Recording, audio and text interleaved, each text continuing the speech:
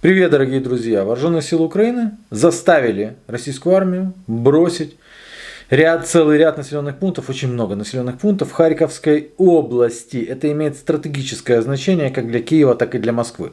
Если для Киева, даже точнее для ВСУ, скорее всего, потому что я уверен, что со временем люди поймут, что эти успехи не имеют никакого отношения к полководческим талантам офиса президента и самого президента. Хотя пиар-машина запущена будет на полную, и, конечно же будут говорить, что вот он продумал, он наложил свою там резолюцию, и все, произошло наступление и все такое. Но с этим разберутся позже. Сейчас пока понятно, что ВСУ продолжают наступать. Сейчас пока понятно, что все рассказы пропагандистов, которые усыпляют внимательность российской армии, мне так кажется, на российском же телевидении, и рассказы о том, что атака захлебнулась, что у них больше нет мобилизации, что у них нет мотивации, это все оказалось просто бредом сумасшедшего, и атака продолжается. Теперь уже устремились на Донецкую, Луганскую область, то есть несколько, Запорожская область. И опять, точно так же, как с Харьковской областью, сообщают с мест о том, что все видят накапливание вооружения для серьезного удара. Но вы же понимаете, пока эта информация будет обработана, пока она будет голубиной почтой доставлена в нужные места, а оттуда же назад еще на тройке будет ехать, да по бездорожью опять-таки, то вполне возможно, что о том, что занимаются населенные пункты ключевые в Запорожской области, я, кстати, не знаю, вот сейчас, на сейчас еще не занято ничего, мы опять-таки узнаем постфактум и опять будут говорить, как так получилось. Отлично сработала разведка, отлично сошлось все.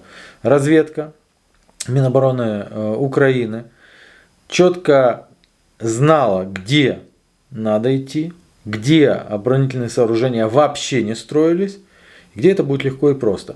Каждая свинья, которая обвиняет того, кто называет, говорит объективные факты, сразу же обвиняет в том, что он бандеровец и поклонник нацистов или как там еще, да, она должна, эта свинья, моментально прохрюкать в адрес Евгения Пригожина.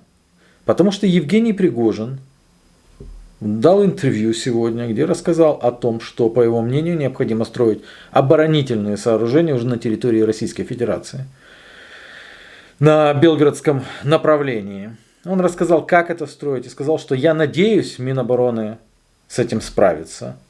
Я делаю из этого два вывода. Первый. Там до сих пор нету таких оборонительных сооружений, потому что никто, наверное, даже не представлял, что вооруженные силы Украины могут перейти границу и пойти дальше, уже на территорию Российской Федерации. И два. Все-таки он признает такую возможность. Такую возможность признает ряд экспертов. Наконец-то военкоры Российской Федерации осознали, что происходит. Некоторые. И они говорят о том, что ВСУ не идут не потому, что не могут, а потому, что пока не было команды НАТО. Это просто настоящее преломление вообще видения произошло за 3 дня. Буквально 3 дня. И уже те военкоры, которые еще позавчера условно говорили, да что ты гонишь, да такого не может быть, что ты пишешь вообще, это нереально. Они сегодня говорят о реальности этого. Что произошло в ответ? В ответ был обстрелян ряд объектов критической инфраструктуры. Я не знаю, насколько это поможет людям, которые сейчас попадут под официальную фильтрацию. И вы наверняка слышали, что советник абсолютно неадекватного Зеленского заявил о том, что все люди, которые добровольно получили паспорт Российской Федерации, подпадут под статью о коллаборационизме и получат 15 лет. Во всяком случае, эта статья предполагает 15 лет всем. Всем тем, которые, собственно, поверили. Но для чего это было сделано? Обстрел критической инфраструктуры, обстрел вот этих электростанций, мы отлично понимаем. Это укладывается в концепцию тотальной войны. При этом очень странно, потому что если бы Российская Федерация намеревалась вести тотальную войну, то есть полностью обескровить Украину, лишить возможности ее оперативно оправиться от этого, и, конечно же, ударом были бы подвергнуты все ТЭЦ, ГЭЦ, ЛЭП и так далее. Это позволило бы, конечно же, под удар попали бы мосты. В первые же дни или в первый же день, что ввергло бы государство Украины в хаос. Что, конечно же, неминуемо привело бы в ближайшее время к потере государственности. То, как вел себя Зеленский в первые часы после вторжения, вы, наверное, видели, если не видели, посмотрите, Макрон опубликовал, он любит собой красоваться, записывает себя постоянно, вот, приказывает записывать себя, и вот когда ему звонил Зеленский, было понятно, что Зеленский просто, он не знает, что делать. И тогда он говорил, да, конечно, переговоры, конечно, переговоры. После таких ударов режим Зеленского пал бы. Но природа не знает сослагательного наклонения, и поэтому этого не произошло. Этого не произошло. И вот теперь как будто бы нагоняют. Что сделал Киев, едва только получив Хаймерс? Он поставил обстрел мостов в Херсонской области буквально на поток. Что сделала Минобороны Российской Федерации в свою очередь? Что сделали русские со своей стороны?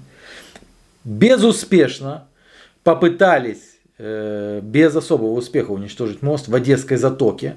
Однажды попали по Черкасской дамбе. И вот после отхода русских начинает прилетать по целому ряду теплоэлектростанций. Пропадает вода, пропадает электричество во всех средствах массовой информации Российской Федерации заявляется о том, что вот теперь-то мы уж начали, и уж теперь-то мы ввергнем их в каменный век. Ну, если не в каменный век, то однозначно в средневековье, потому что уничтожение такой инфраструктуры реально приводит к ужасающим последствиям. Зеленский записывает тираду, о том, что лучше, чем жить с русскими, это голодать, испытывать жажду и так далее. Наверное, он все-таки анонсирует какие-то лишения украинского народа. Что произойдет дальше? Произошло бы, если бы такие обстрелы продолжились.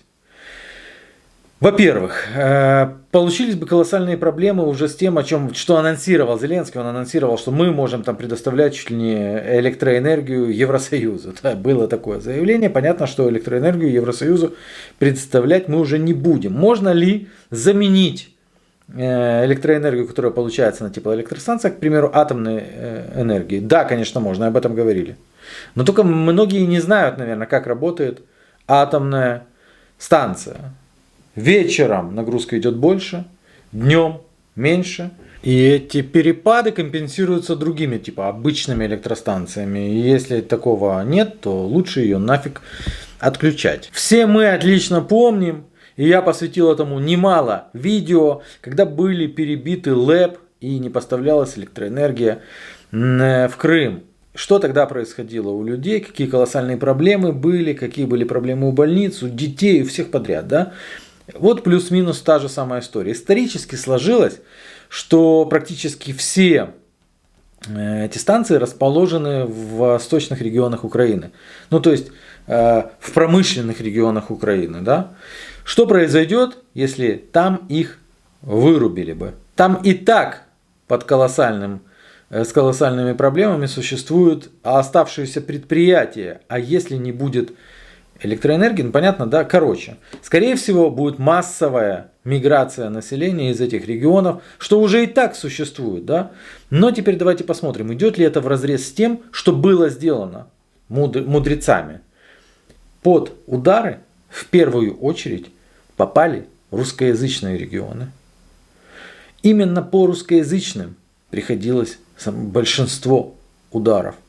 Поэтому там к этому не привыкать. Насколько это изменило ментальность и представление этих людей, мы не узнаем, потому что никто замеров не производил. При этом, если у россиян есть возможность создать там гуманитарную катастрофу, то и у ВСУ теперь есть возможность превратить Белгород в еще один Донецк условно, о чем сейчас пишут уже военные эксперты. В распоряжении Украины уже сейчас есть вооружение, которое вполне может позволять делать залпы из Харькова. А после этого в рамках контрбатарейной защиты прятаться в бетонных учреждениях. Да? После этого НАТО, уже сейчас мы видим, что делает НАТО. То есть НАТО заявляет о том, что больше будет оружия. И они не просто заявляют, они откровенно пребывают в эйфории. Это видно, это шанс. Это шанс, который выпадает не очень часто. И шанс, не боюсь этих слов, уничтожить Россию вообще. Поэтому они, конечно же, будут предоставлять другое вооружение. А другое вооружение это те самые Атакмс. Что там у нас? Сумы, Курск 130 километров. То есть все под контролем. И как оно для россиян? Там без паники, да? Как у них там? Без паники. А кто паникует, тот, понятно, бандеровец. Смотрите, друзья, возвращаясь к тому, с чего я начал. Вот эти вот удары по критической инфраструктуре. Так что это все-таки было? И почему этого, больше нет? А если это будет дальше, то кому это нанесет максимальный урон? Мирному населению. И мирному населению, опять-таки, ввиду расположения, исторически расположения этих электростанций, опять-таки, мирному населению Восточной Украины. Мирному населению, которое и так натерпелось, русскоязычному мирному населению.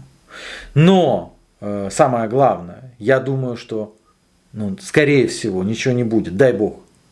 Потому что, по моему мнению, теперь уже по прошествии часов я могу сказать, что мне кажется, что это была акция, целью которой было просто перебить сигнал, перебить тот вал негодования, тот вал вопросов от российской аудитории касательно Харьковской области. Все, вот смотрите, уж теперь-то мы начали. Уже мы теперь, вот, для чего это было сделано, мое мнение.